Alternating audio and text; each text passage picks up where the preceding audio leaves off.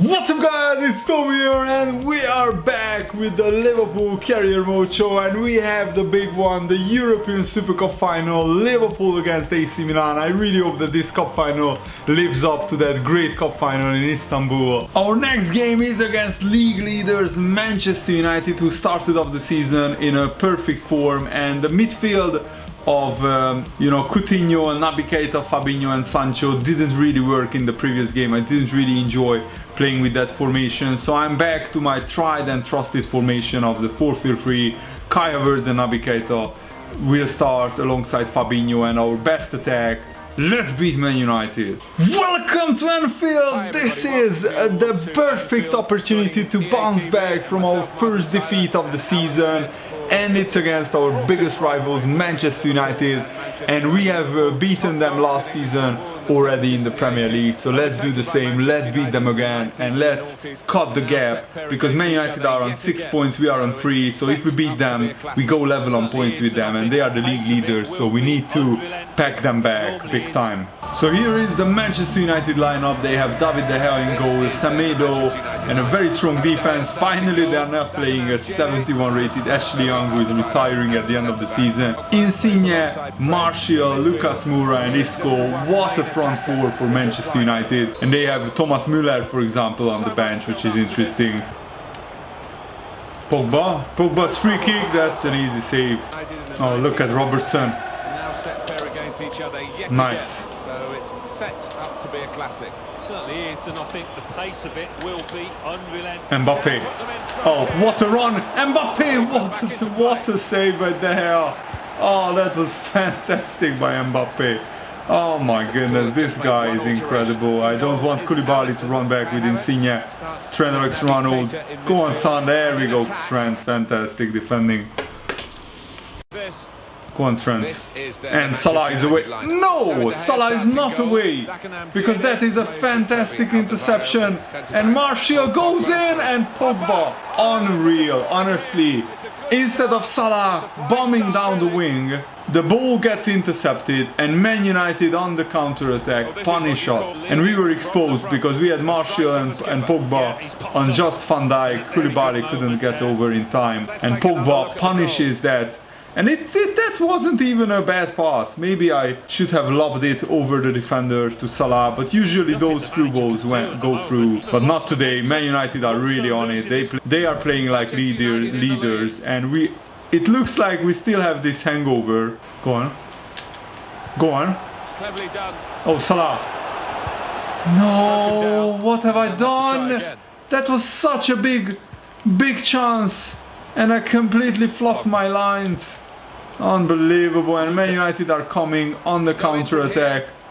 Defensively we are just all over the place. Pogba, no. Lucas, great block. And look at this. Oh my goodness. Please. No! Oh, it was a 3-on-2 and Sancho gets tackled. I can't believe it. The pitch opened up a little bit. Let's go. Sancho. Salah. And Naby Keita. De Gea saves that. Naby, come on. Kai Havertz and Salah. Is it on? Oh, he's offside. Unbelievable. So unlucky. We score, but it's offside. And that was a foul on Kai Havertz. How on earth did the referee not give that as a penalty? Go on, Salah. There we go. Surely. How did that guy get back? Mbappe was certain to score. Oh my goodness, Semedo. Nazon, Semedo, Pogba. Oh, okay, Alisson. And I see Jadon Sancho wide open. But, oh my word, Man United's closing down game today is really impressive. And they just so easily get at my defense. That's what I don't like. We are very open. Set up to play on the break now. Kai Havertz! Terrible shot. What is that? Oh wow, Insigne, one of the best players of Man United, goes down injured. Look at the clock, it's the 51st minute, the referee still hasn't blown the whistle. I got the ball there with Van Dijk. It wasn't a foul. And El Shaarawy, who is also a very good player, comes on for Man United, so they didn't get any weaker exactly. Oh, that is a fantastic counter-attack. Trent Alexander-Arnold. And Jadon Sancho! De Gea saves it, but finally we are getting a little bit of momentum. No way. Okay, Alisson, this is ridiculous, man. Let's bring on Bobby, Firmino, Mane and Aarons for the tight players. We really need to get a goal and quickly. Time is running out. We don't want to start the season with 2 losses from 3 games. Isco. Oh, that's a great tackle, but again it falls back to the Man United player. Alisson, good catch. Oh, that is a fantastic pass. And I see Robertson.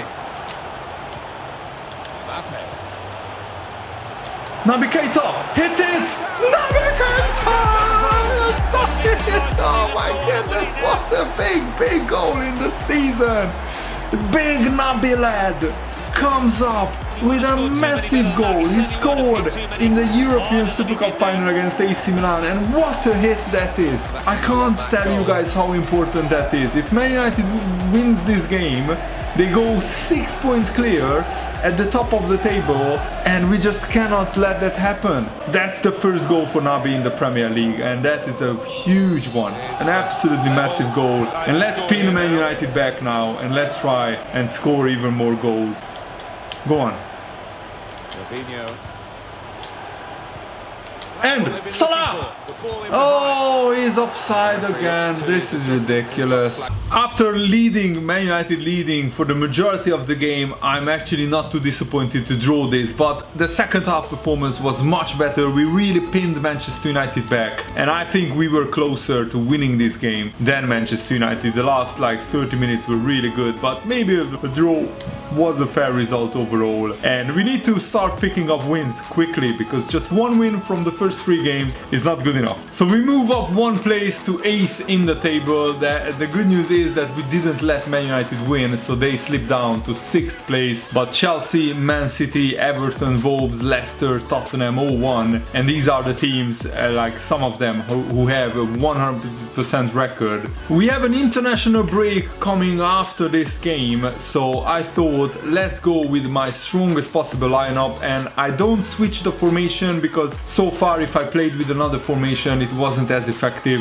I just want to get another win under my belt, and we will experiment in later games when I'm more used to the new slider settings and everything. Welcome to Selhurst Park. Crystal Palace away is always a tough game, and we have some tough games here in the past where Liverpool didn't win, but this time the pressure is on. We absolutely have to win this game. This is the Crystal Palace team. They have Isaac or Ishak, not sure how to pronounce his name, and Willian Jose, 2 very good strikers up front, and they have Dean Henderson, the former Sheffield United and Man United goalkeeper, in goal, but their defense is not the strongest. And Kai Havertz! Oh my word, what a close shot that was. How close was this to going in? Yeah, not that close. Oh please, oh Mbappe! It's 1-0 Liverpool! Get in there! Absolute beauty! Finally Mbappe gets another goal next to his name. I really just need to get him in the box into goal scoring opportunities. He's such a lethal finisher. I mean, Mbappe was just running in and I saw him, and Kai Havertz lays it off, and Mbappe takes a touch and bang, 1-0. Second goal for Mbappe in the Premier League, but he hasn't scored since the opening day. Yes, Alisson, and oh no. Good challenge.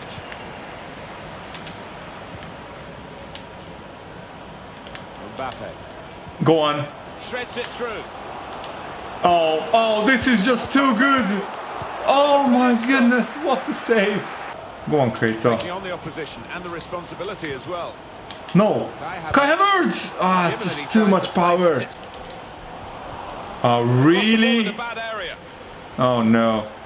Andrews Townsend. Alisson. Get in there, Alisson. Oh my God. Fabinho. I mean, Van Dijk, where are you heading the ball? Oh no. Isaac. To Jeffrey Schlupp. And thankfully Alisson makes a big save and the guy was offside. Oh, Mbappe. Oh, what a turn and what a save. Oh, Mbappe really, that should have been 2-0, but wow, what a save. Dean Henderson is the only reason why Crystal Palace are still in this game, and Henderson with another one. Andrews Townsend, oh wow, he will go for goal from there?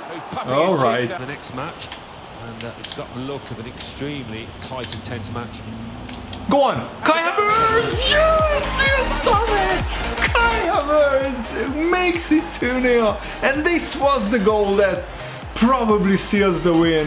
We really needed this. A fantastic turn. And I think it shows that Crystal Palace are not as good as Manchester United or Leicester. Great turn by Naby, then another one by Havertz. I could have even slipped in Mbappe, but I trusted Kai Havertz. He has the finishing, the shooting skills to pull this off. 2-0, and I think I will bring on some players who don't usually play. So surprisingly, our team is pretty fresh. I'm bringing on Harry Wilson, Bobby Firmino and Aarons. I told you guys that I will play Bobby in the midfield roles because he's just lost a lot of pace. But from midfield, he already scored a goal this season. Wilson. Oh my goodness, Salah is in. Go on, Salah. Striding forward. Salah. Pull it back here. Oh, that is ridiculous! Oh, he has done it! He just came on as a substitute. I told you guys that he can do it from midfield. Maybe I shouldn't have passed it with Mbappe because he could have scored. But Bobby Firmino as a substitute comes on and seals the victory once and for all. Townsend. Okay, that was actually a good save, but thankfully Alisson is equal to it, and Crystal Palace are leaving themselves wide open. Go on, Sancho. Oh, go on. And Wilson! Oh, that's a penalty! No penalty? Oh my goodness, this game is so end-to-end. Look, there is no midfield whatsoever. Both teams are just attacking like crazy.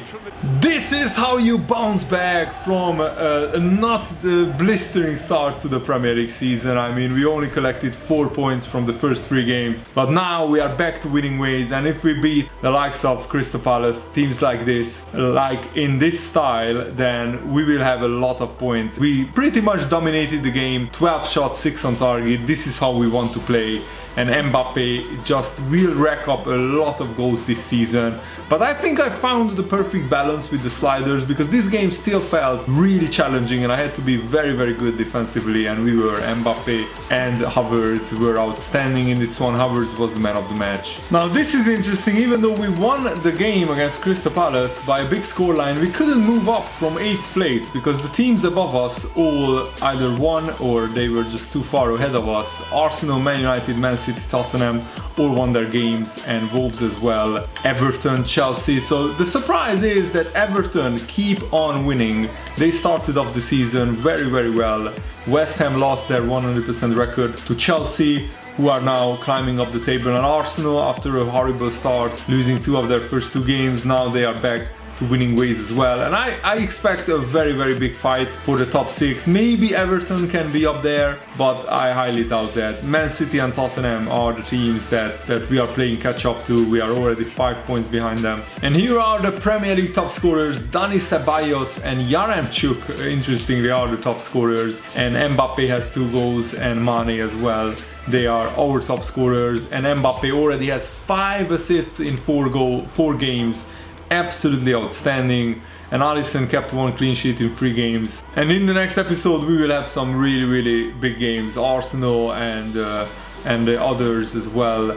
And the Champions League draw has been done, and we got quite lucky. We avoided the truly big teams, Lyon, Sevilla and Shakhtar Donetsk. It's a very balanced group. We stand out, of course, and I think there will be a big fight with who finishes in second place. But honestly, we really should be beating these teams home and away. And the other groups are also interesting. Roma with Mönchengladbach and Barcelona. This is also a very, very tough group. Man City with Leverkusen, Ajax and Olympiacos. Tottenham, Dortmund, Salzburg and Lokomotiv Moscow is also a very strong group. Atletico Madrid and Milan will probably go through from this one. Bayern Munich and Arsenal back in the Champions League.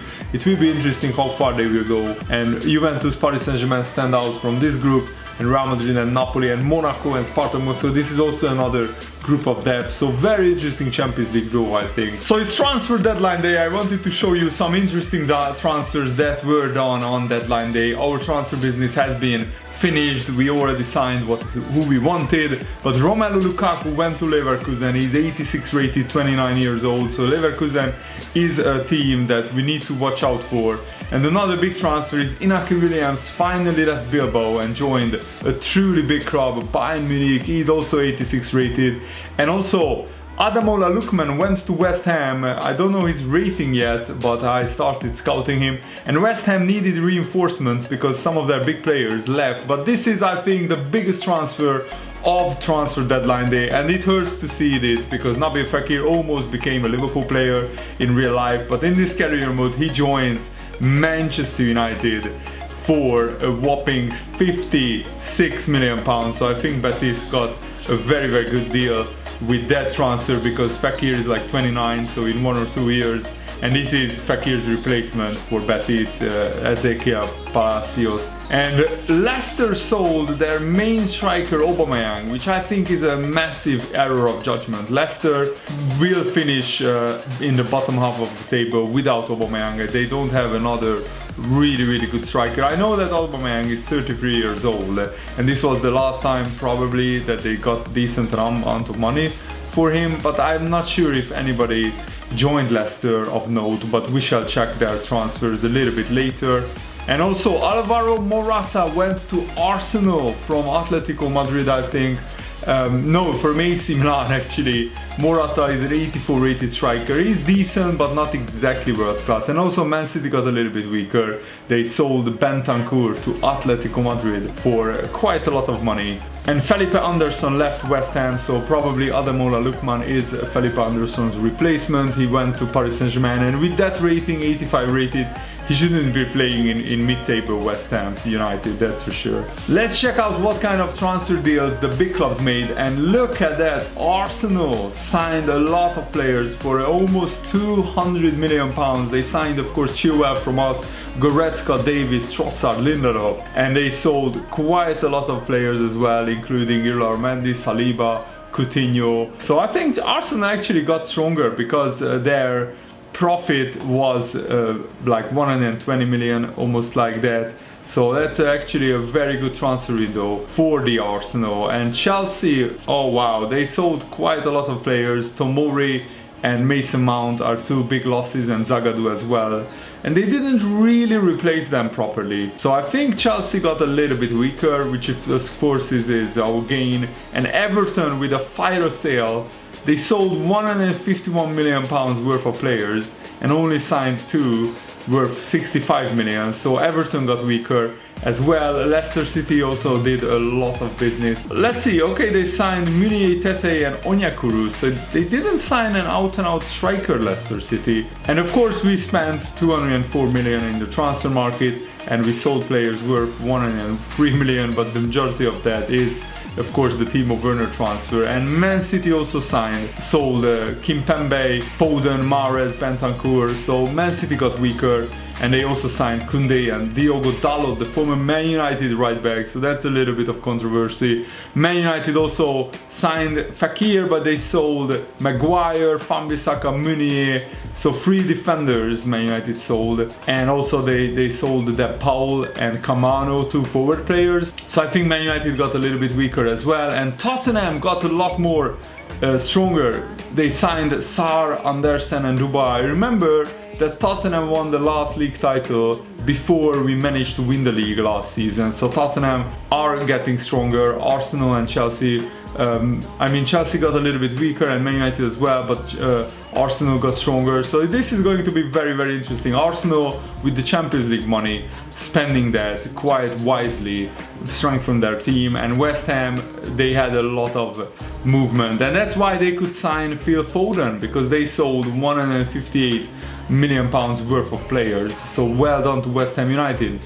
And also Wolves got quite weaker as well, and that's worrying for them, because they got, I think they were close to relegation not too long ago, so they shouldn't really sell too many players. And because it's the beginning of the season, I wanted to show you our youth academy. So we have some talented players. This guy, who is from Ireland, has crazy good potential, and this guy as well, and this guy from England also has crazy good potential.